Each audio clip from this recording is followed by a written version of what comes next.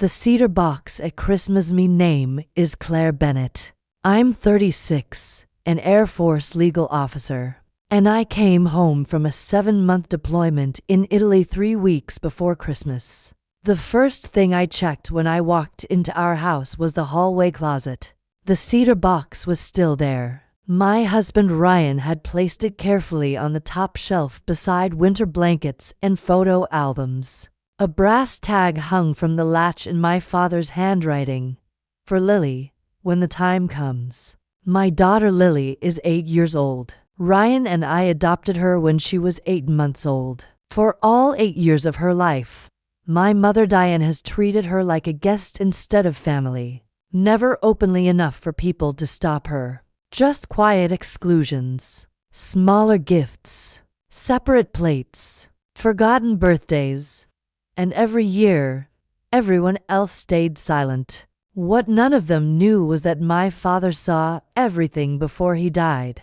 2 years earlier, during his final summer alive, he created a private trust for Lily. He transferred the family lake cabin into it, added his savings bonds and workshop money, and left behind a sealed letter with instructions. Give this to Di, and the next time she ignores Lily publicly. He built the cedar box himself.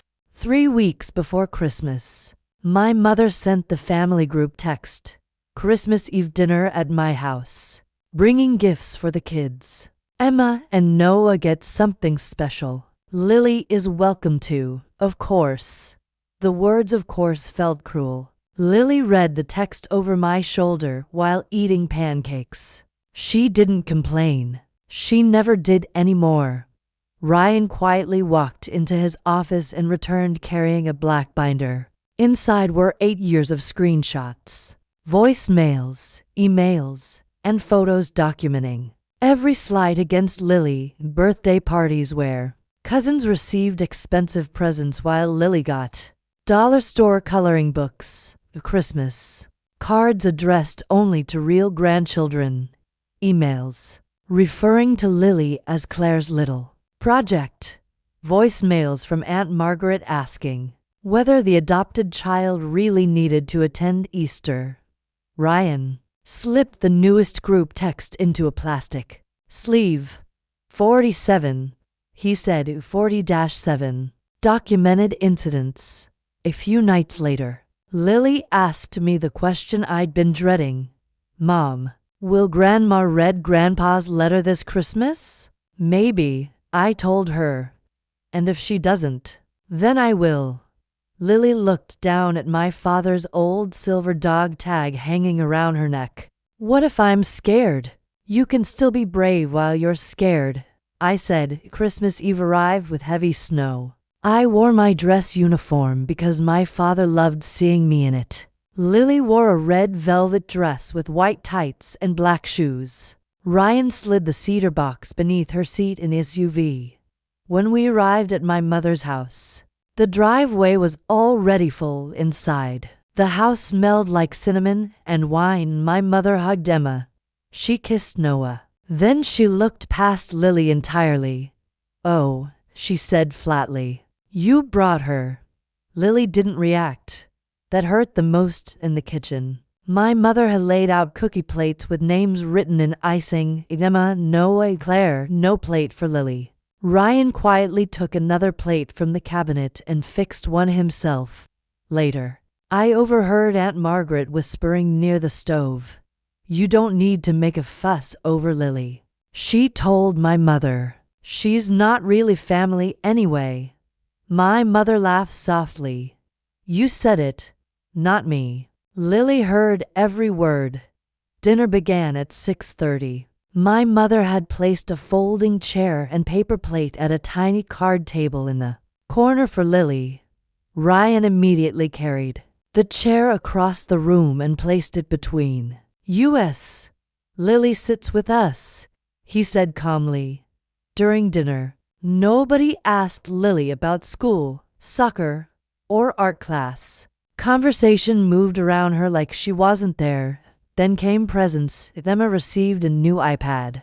Noah got a gaming console. Then my mother handed Lily, a thin envelope. Inside was an empty Christmas card. No money, no gift, no note. Nothing. Emma looked confused. Where's Lily's real present? We have rules, my mother replied. Then she brought out an antique necklace. For my real granddaughter, she said proudly. The room went silent. Lily lowered her eyes. Ryan's jaw tightened. I kept my face completely still.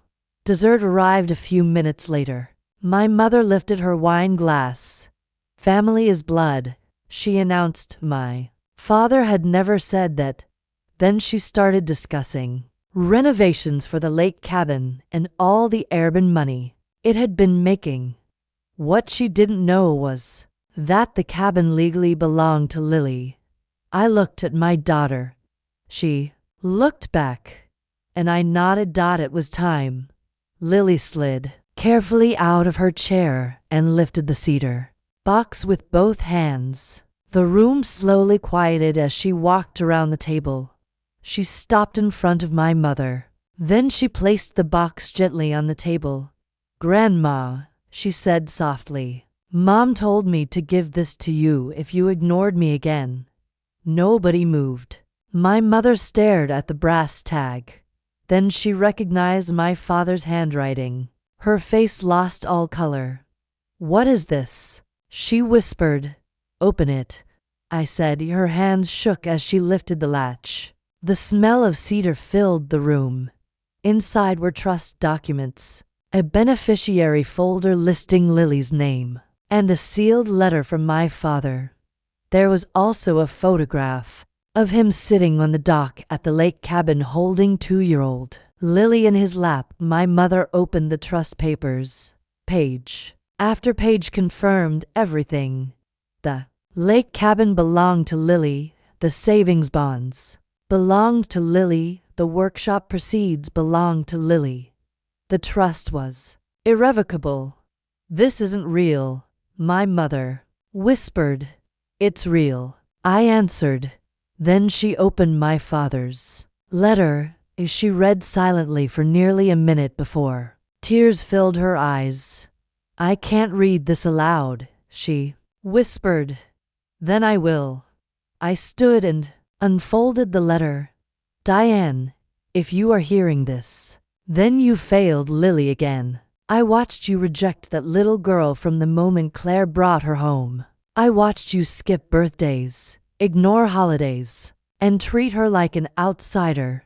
Lily is my granddaughter in every way that matters. So I have done what I should have done years ago. The cabin belongs to her, my savings belong to her. And because I know you, I made the trust irreversible. Look at the child you refused to see. Thomas Bennett. The room sat in stunned silence. Then I explained the rest. The trust audit, the illegal rental income, the repayment amount, the legal notices. You knew the whole time? My mother asked. Yes. You let me rent the cabin? I let you choose, I answered. You let your own mother steal from a child. No. You chose that yourself. My mother made one sharp broken sound and covered her face. Lily stood quietly beside the table, not angry or triumphant, just finally understanding. I walked over and knelt beside her. I see you, Lily, I whispered, and she nodded slowly. Grandpa saw me too. Yes, I said softly. He did. Ryan helped Lily into her coat while I gave my mother final instructions. The cabin would be returned, the audit would proceed, and there would be no more holidays together. Then we left. Snow swirled around us as we walked to the SUV. Nobody followed. On the drive home, Lily sat quietly with the cedar box resting on her lap.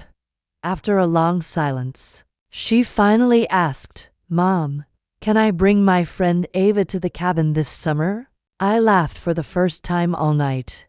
Yes, I told her. You can bring whoever you want. She smiled sleepily. It's our cabin now, she whispered. Yes, I said. It's ours. By spring, the audit was finished and every dollar had been repaid. My cousin Emma began writing letters to Lily. The cedar box found a permanent place on our mantel, and every time we set the dinner table, there's always a chair waiting for Lily. Because family is not blood. Family is the people who make sure your chair is never removed from the table.